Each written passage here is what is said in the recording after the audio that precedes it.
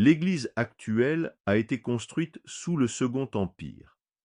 Elle reflète le renouveau catholique de l'époque, à travers un style néo-gothique imposant et solennel. Mais elle n'est pas la première église du village. Dans les années 1860, elle remplace un édifice plus modeste, bâti dans les années 1820, lui-même successeur d'une église encore plus ancienne.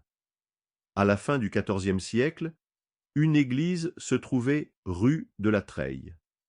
Était-elle la seule? C'est très probable.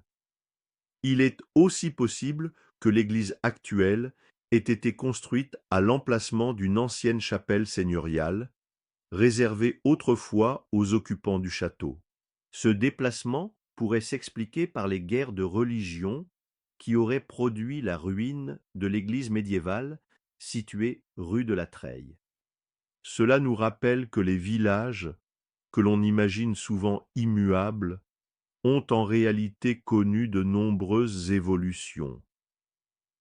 Le Compois du XVIIIe siècle mentionne d'ailleurs une chapelle Saint-Laurent, précisément là où se trouve aujourd'hui l'hostellerie du Castellas. L'installation de la nouvelle église à proximité du château peut traduire une volonté de la seigneurie de reprendre en main la vie religieuse locale dans le contexte de la réaction catholique face à la progression du protestantisme. Un détail architectural attire l'attention. L'église n'est pas orientée vers l'est, contrairement à la tradition médiévale. Jusqu'au milieu du XVIe siècle, l'orientation des églises était obligatoire. Mais en 1860, les contraintes sont levées. L'église se tourne alors non plus vers la place du château, autrefois cœur du village, mais vers une nouvelle place, apparue dans les années 1780, après que le cimetière a été déplacé hors des murs.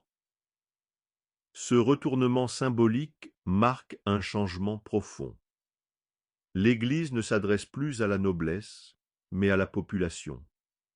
Elle s'ouvre à tous, et en particulier à celui qui domine alors la vie locale, Maître Gaillard.